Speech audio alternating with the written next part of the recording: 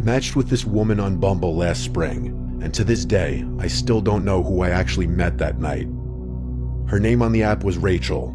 She looked normal in her pictures, nothing crazy or overly edited, just a cute brunette who worked in marketing and liked hiking. We talked for a few days, and she seemed down to earth. No weird messages or vibes. She didn't push for anything, and she actually wanted to go slow. Honestly, it felt refreshing compared to the other matches. After about a week of talking, we agreed to meet up for dinner on a Wednesday night. She picked a restaurant in a quiet part of town, a little nicer than the places I usually go, but nothing too crazy. When I got there, I texted her that I parked. She didn't answer.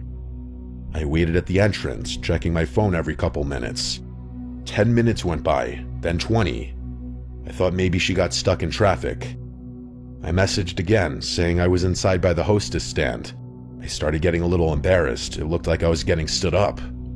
The hostess asked if I wanted a table, and I told her I was waiting for someone. She told me no one under the name Rachel had checked in. Now 30 minutes passed, and I was about to leave, when a guy came in and walked straight up to me. He was maybe mid-40s, scruffy, kind of heavy, wearing a black hoodie. He asked me if I was Jake. My name wasn't on the reservation, so it caught me off guard. I told him yes, and he said he was Rachel's brother. He told me Rachel wasn't feeling well, but she still wanted to meet me, and she asked him to pick me up and bring me to their place since it was really close and she didn't want to cancel. The whole thing already sounded weird, and I asked why she didn't text me that. He said she tried, but her phone died, and she didn't really want to bail on our date. His tone was calm and polite, and he didn't seem aggressive or anything, but this was just a little off. I asked where she lived, and he said just a few blocks over, and that driving would be easier because the sidewalks were icy. I stood there debating it. A part of me felt like a jerk if I refused, like maybe she really was sick and embarrassed. But the other part of me felt like nothing about this was normal. I told him I was fine walking. I asked for the address. He said it would be better if he showed me. That's when something in my stomach told me not to go. I told him I'd rather reschedule, and I started walking toward the door. He stepped in front of me, not aggressively, but just enough to block my path. He said Rachel would be upset and that she specifically asked him to bring me. I told him I'd text her later. He stared at me for a few seconds, then stepped aside and said, "Have a good night," in a tone that sounded more like a warning than anything else. I left the restaurant fast and got into my car. I locked the doors immediately. As I pulled out of the parking space, I saw him standing outside the restaurant watching me. I drove away thinking that was the end of it, and maybe it was just some weird misunderstanding. Later that night, around 11 p.m., my phone buzzed. It was a message on Bumble from Rachel's profile. It said, "Why didn't you come?" I replied that her brother came to the restaurant and told me she was sick. She answered instantly, saying she didn't have a brother. All I could think was, what? I told her exactly what happened, and she stopped responding. I figured maybe she was freaked out too. I tried to sleep after that, but around 1 a.m., I got a notification that someone was trying to log into my email, then my bank app, and then my Instagram, all within minutes of each other. I changed my passwords and turned on every security feature I could. I didn't quite connect it to Rachel's situation at first. The next morning, I checked Bumble to see if she had replied, but her profile was gone, completely deleted. Around noon, I got a text from an unknown number. It said, "You should have come with me." I showed the text to my roommate, and he told me to block the number and report it. I blocked it, but the messages didn't stop. New numbers kept texting me, different area codes. Each message was something short and vague, like, "We saw you, next time don't waste my time," and "You made it harder for yourself." At one point, a message came through that used my full name, not the name I used on Bumble, my real legal name. I didn't answer any of them. That night, while I was home alone, someone knocked on my apartment door. I was on the couch, and I could not move. After a minute of silence, there was another knock, harder this time. I thought about calling the police, but it had only been 2 knocks, and I didn't want to sound paranoid. I looked through the peephole. No one was there. The hallway was empty. I stepped back and waited. After a few seconds, I heard heavy footsteps walking down the stairs. The next day, I called the restaurant and asked if anyone matching that guy's description had a reservation or had checked in around the time I was there. They said no. I asked if anyone had been standing around outside looking in, maybe waiting for someone. The hostess told me one of their servers actually mentioned a man in a hoodie pacing back and forth outside for almost an hour before I arrived. She said they thought he was waiting for someone, but he never went inside until he walked directly up to me. I didn't tell her the rest. I felt sick thinking how long he had been watching the entrance. I reached out to the local police and gave them the number that had texted me first. They weren't able to trace it to anyone, and since no crime had technically been committed, according to them, they couldn't do much. I deleted Bumble, I changed my phone number, and I changed all my passwords. Things were quiet for about a week.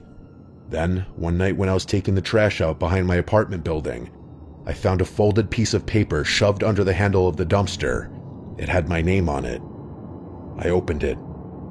Inside was a printed photo of me from the night of the supposed date. Me standing inside the restaurant lobby looking at my phone. The angle was from outside the window. Someone had watched me the entire time. On the back of the photo, it said, "You." I couldn't sleep for days. I started staying at friends' houses. Every little sound made my heart jump. A few days later, I checked the dumpster again and found nothing. I became really hyper-aware of my surroundings. Eventually, the messages and everything stopped. Or maybe they just stopped showing themselves to me. Maybe they were still watching. The only thing I know is that the person I met that night was not Rachel's brother, because Rachel didn't exist. Someone made the entire profile from scratch. Someone created her just to lure somebody somewhere. Someone was expecting me to leave that restaurant with them. And the worst part is that I still don't know who he was. I have not been on a dating app since. I feel like I was supposed to disappear that night, and the only reason I didn't was because I trusted my gut at the last second.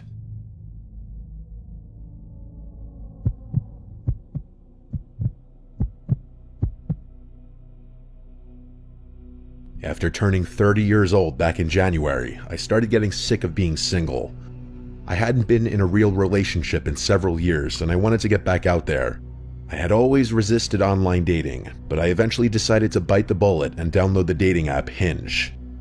After a few days of using the app, I did end up with several matches, but none of them ever amounted to anything. One Monday night, I was chilling at home watching hockey when I got a phone notification from Hinge, saying that I had matched with a girl named Rebecca. Her profile looked legit. She had a photo of herself at her job, a short video of her and her friends at a bar shooting darts, a picture of her at an outdoor concert, and a regular selfie of just her face. I thought she was very attractive, so I messaged her. Before long, we were having a nice conversation about our respective jobs and hobbies. She seemed cool and normal, so I asked her if she wanted to meet at a local arcade bar that Friday. She took a while to respond, something like 4 hours. At about 1 a.m., she finally got back to me and agreed to the date. After our plans were set, I didn't hear from her at all for 4 days, until literally 30 minutes before our date. She sent a text that just said, "On my way," at our agreed upon time. I pulled up to the bar and was immediately surprised by how slow the place looked. This was a Friday at 8 p.m., and this bar only had 2 cars in their parking lot. I pulled into a spot right by the front sign of the bar. Mere seconds after I put my car in park, I got a text from Rebecca saying that she was having car trouble and that she was parking on the other side of the bar. This immediately struck me as super suspicious, since the other side of the bar was nothing but a few dumpsters and a fence that separated the bar from the woods. It didn't make any sense how she would even end up back there. I tried calling her, but after one ring it went to voicemail. I hung up and immediately received another text from her that said, "Please just come around back and help with my car." Alarms were going off in my head, but I wasn't immediately sure what to do. I sent her a text that just said, "This doesn't feel right, I'm leaving." I know that sounds a little dumb in retrospect, but I was seriously unsure of how to handle the situation.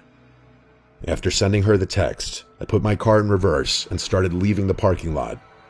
As soon as I was about to turn off the lot, 2 men in ski masks came running out from behind the bar straight towards my car. They didn't appear to be holding any kind of weapon, but I was definitely not going to wait around any longer to find out. I sped off all the way back to my apartment. Once I got back home, I noticed that there was a big dent on the top of my car's trunk, as if one of the guys had thrown a large rock at my car as I was speeding off. I didn't even notice a heavy object hitting my car. That's how scared I was in the moment. I called the police and told them the whole story, but at the end of the day, there wasn't much they could really do. They said they would keep me posted if any leads came up, whatever that means, but I haven't heard back from them. Weirdly, this didn't totally scare me off dating apps, since I figured the odds of that happening again are very slim. Still, I'm much more careful about meeting people off of them, and I make sure to call or FaceTime women before meeting them.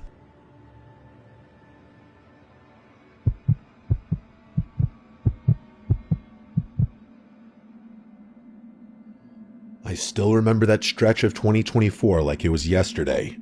Humid city nights, cramped condo living, and the constant hum of anxiety sitting in my chest because the board exam was only a few months away. I was staying in a small condominium in the city with my 3 friends. All of us were buried in review materials, practice exams, and the occasional emotional breakdown disguised as a coffee break. And like every other stressed out 20-something stuck between obligation and burnout, I thought it would be a great idea to distract myself with someone new. That's when I met him. Let's call him Michael. I don't know if it was the boredom, the loneliness, or just the fact that I was tired of thinking about formulas, but I found him attractive right away. He was charming in the beginning. Calm, funny, the type of guy who replied fast, but not too fast. It was as if he mastered the perfect balance of interest and chill. We started talking every day, and then every night. And before I could fully process what I was doing, we were dating. Or at least something that felt like dating. Michael was, at first, everything a sane person would want. Respectful, attentive, a good conversationalist. We would be on calls for hours while I lay on my thin condo mattress, staring at the ceiling and listening to his voice fill the room. The only weird thing was that he never showed his face during our calls. He claimed his phone had been stolen and the laptop he was using didn't have a functioning camera. I didn't question it at first. But slowly, little red flags began popping up like notifications I kept swiping away. The biggest one? The way his tone changed whenever the topic got even remotely intimate. Out of nowhere, this man would ask me for explicit selfies, every single time. I shut it down firmly every time. I wasn't comfortable with that, especially online. I told him that straight, but it was like talking to a dog in heat. No, scratch that. A dog in heat at least has the excuse of being an animal. This guy, he was worse, because he knew exactly what he was doing. We'd argue about it, a lot. He'd push, I'd refuse, and he'd sulk. Sometimes he'd apologize, sometimes he'd respect my boundaries, only to ask again the next day like we didn't just fight about the same thing. The cycle became exhausting, and yet, despite all of that, I still wanted to meet him in person. To see if this connection was real, or if I was just romanticizing a voice on the other end of a screen. But every time, and I mean every time I suggested meeting up, he had an excuse. He had errands, he was busy, he didn't feel well, his schedule was full, he wasn't in the city, he had a family thing, he had an emergency, or the classic, soon. It was always soon, but soon never came.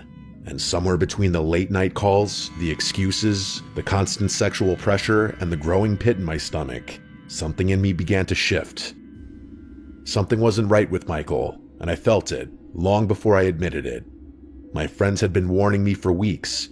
Every time Michael dodged a meetup, every time he gave some vague excuse about his broken camera, every time he pushed for explicit photos but refused to show so much as half his face, my friends would exchange looks.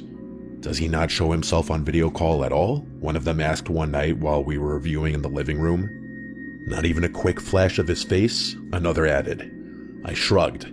His phone got stolen, I reminded them for maybe the 10th time that month, and his laptop camera is broken. They stared at me like I had just announced I believed in unicorns. Marie, come on, one of them said gently. If he really wanted to see you, he would find a way. Even a 10-year-old laptop has a camera. Something's off. I knew they were right. Deep down, I felt it too. But I kept defending him. I kept telling myself he wouldn't call me every day if he wasn't serious. I kept insisting he was just going through something personal. I kept believing the version of the person he pretended to be. Then came December, weeks before Christmas, with that stupid mix of hope and denial swirling in my chest. I finally told him, "Come over, meet my family, spend Christmas with us." He sounded thrilled. He said yes instantly, no hesitation or excuses. For the first time, I let myself believe that maybe everything would pay off in the end. I pictured a sweet Christmas morning introduction, a cheesy meet my boyfriend moment, a fresh start, maybe even something real. But the day before our meetup, everything shattered. I remember sitting on the condo couch reviewing flashcards when he called me. His breathing was shaky and uneven. At first, I thought he was just stressed. Then I realized he was crying. "Can we talk?" he whispered. Something in me went cold. It took a while for him to choke it out, but when he finally did, the words hit me like a punch straight to the stomach. "I'm a catfish." My heart dropped. He confessed everything. The photos, fake, taken from an Indonesian influencer he'd been pretending to be. His name, fake. His work, fake. His nationality, he lied about everything. My head was spinning so hard, I thought I would throw up. I felt my skin crawl and my face drain of color. It was like he peeled off a mask I didn't even know he was wearing. And then, because apparently the universe wanted the moment to be even worse, he sent me a picture of his real face. He claimed he didn't lie about being 24, but honestly, I've seen uncles in their late 30s who looked younger than him. In that moment, my brain connected all the dots. The way he pushed for explicit photos, the way he'd get sulky and aggressive when I refused, the way he'd avoid meeting up. Knowing what he really looked like, what he really was, made all his past behavior 10 times more uncomfortable. When I told him I wanted to break up, he snapped. He said, "So you're just like the other girls. You only liked me because of the pictures of the guy I used. You never cared about me. You're no different." I was stunned. He lied to me, deceived me, manipulated me, yet somehow I became the villain. He ranted and I cried. He blamed me, then he apologized, and then he begged. He guilt-tripped, like a full cycle of emotional manipulation condensed into 30 minutes. And then came the most unhinged part of it all. He said, "Please just let me stay with your family on Christmas. I already told my parents I won't be home. I have nowhere else to go." I stared at my phone in disbelief. Absolutely not. I muted him. I ignored every message, blocked the numbers, refused to let his chaos bleed into my holiday. And I had a peaceful Christmas with my family, the kind of Christmas I needed. But if things had truly ended there, I wouldn't be writing this. Because Michael didn't stay gone. He didn't accept the breakup. He didn't disappear quietly. And the worst part was still coming. For almost a year, life felt normal again. I focused on myself, my hobbies, and my friends. I became active on Instagram again, something I had stopped doing while dealing with the emotional fallout of Michael's lies. I started posting selfies, little life updates, even some cosplay photos I was proud of. It felt good to exist online without feeling watched. But the one thing I forgot? Michael and I still followed each other. It didn't even cross my mind until it was too late. One night, after posting a few stories, nothing dramatic, just a selfie and a behind the scenes of a new cosplay, I got a notification. One message request, Michael. He replied to my story, "Hey, how have you been?" Just reading his name made something cold crawl up my spine. I didn't open the message. I didn't even breathe for a second. I just locked my phone and tossed it aside, like the words would burn me if I looked at them for too long. I tried to ignore it, but the notifications kept coming.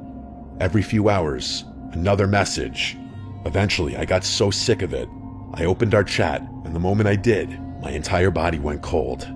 Because sitting there, sent just minutes earlier, was a photo of the front of our house. My parents weren't home. I felt like the air was being sucked out of my lungs. My fingers moved on instinct. I locked all the doors in the house, ran upstairs, shut my bedroom door, and locked that too. Then I called the police. While I was on the phone, trying to speak without my voice cracking, I heard knocking. Pounding. He was outside, and yelling my name. He yelled, "Please just open the door. We can talk." His voice was desperate and unhinged, a tone I had never heard before. I held my phone so tightly I thought it might crack. I crouched beside my bed, trying not to make a sound while the dispatcher kept me calm, step by step. "We're on the way. Don't come out. Stay on the line." It felt like hours, even though it was probably just minutes. Thankfully, we lived close to a police station. I heard footsteps outside, an officer shouting, and then finally, silence. They arrested him. When they came to the door to check on me, I finally unlocked it, still shaking. The officer who talked to me had a serious look on his face. The officer told me he was holding a knife. I had to grip the doorframe to stay upright. He came to my house with a knife. I didn't know if he meant to threaten me, or hurt himself, but none of the possibilities made me feel any better. They were all terrifying.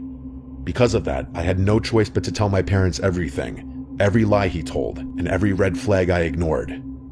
They scolded me, of course, for trusting someone online and for hiding it from them, but underneath the worry and anger, they were relieved that I was alive.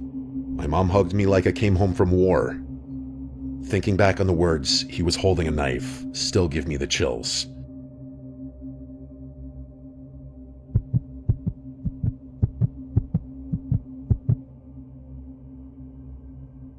I've never been a big dating app guy. Maybe a little bit in college, but mostly Tinder when I was messing around. After that, I had a 4-year relationship. I didn't really know how to go out and flirt anymore. I didn't really have game anymore. So I was on Tinder for a bit, just testing the waters as a freshly single guy for a bit, and going out with my single friends a lot. But when it came time to start seriously dating again, the easy answer was of course a serious dating app. Hinge was the one everyone recommended for finding quality women looking to actually date. So I got on there, and I got a few matches in the first few days. One was a really pretty girl named Jenna. She was this short Italian-looking girl with black hair, tan skin, and she looked like she worked out. We seemed to hit it off immediately in the chat.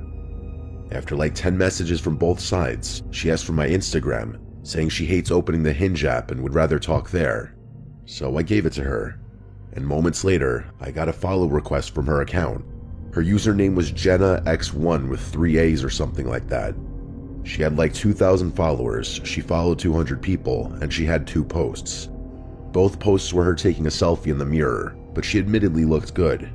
The posts got a lot of likes and comments, all thirsty looking guys by the looks of it though. She had a story up, and I clicked on it, and it was her at the gym taking a mirror selfie. Also looked good. She DM'd me right away, and we took the conversation from there. We continued talking about the same stuff we left off at, the gym, traveling, and we found that we related pretty well, and surprisingly, we agreed to meet for a spontaneous drink at a bar in town that night.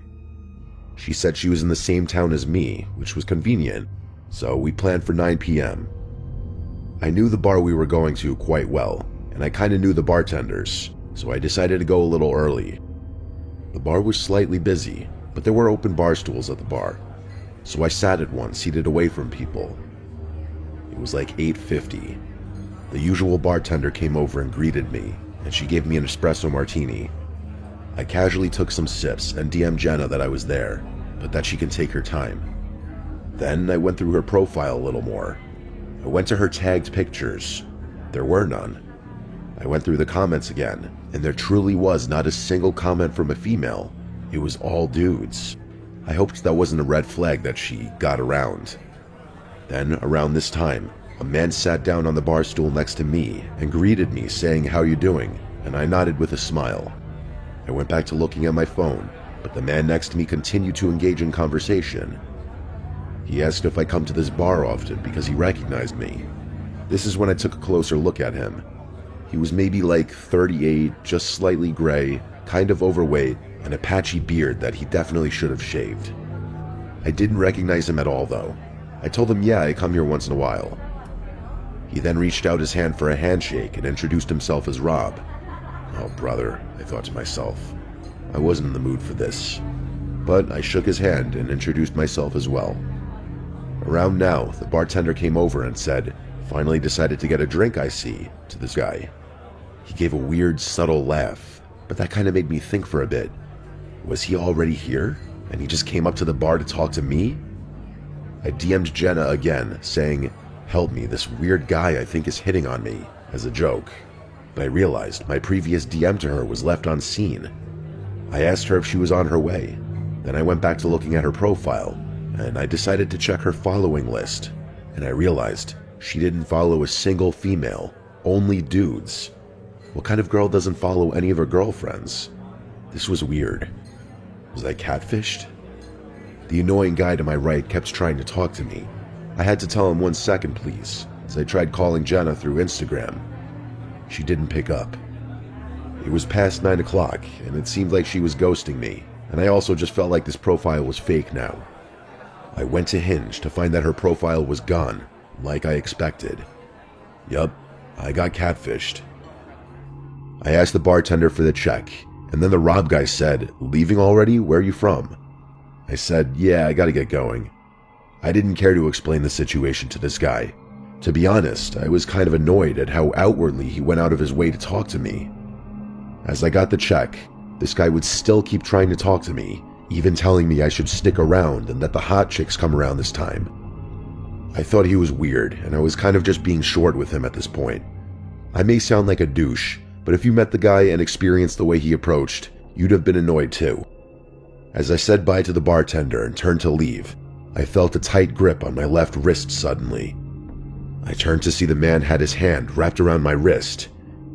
I said, "What the fuck are you doing?" loud enough for other people to notice and turn their heads. He started whispering to me and making a weird face. He said, "I'm Jenna.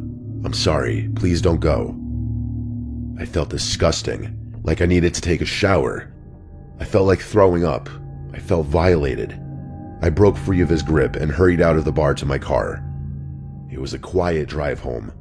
I didn't play music. I didn't call anyone because I was still taking it in, and it felt embarrassing. When I got home, I collapsed into bed and stared at the ceiling for a bit, just absorbing what happened. I went to Instagram to go block the Jenna account, but it appeared he already blocked me, or he disabled the Instagram account entirely. This quickly became an experience I just wanted to put behind me. I turned on the TV and just tried to move on. I'd tell people tomorrow. And after I turned off the light is the part that made me hate having a bedroom on the first floor. There was an aggressively loud bang on my window. The blinds were closed and I couldn't see to the other side. Instead of yelling "Who's there?" I decided to stay quiet. I watched the blinds in horror, and then there was a voice on the other side, a man's voice saying my name, Scott, over and over again. I refused to acknowledge it, but he knew I was in there. He could see the light of the TV. He might have followed me without me realizing. He just kept saying Scott. He had to have said it like 10 times before it stopped. I stayed in my bedroom the rest of the night, and the next morning, I lifted the blind to see this. A note on the other side of the glass, saying, "I'll be watching you." I didn't leave my apartment the rest of the weekend. I moved a few days later.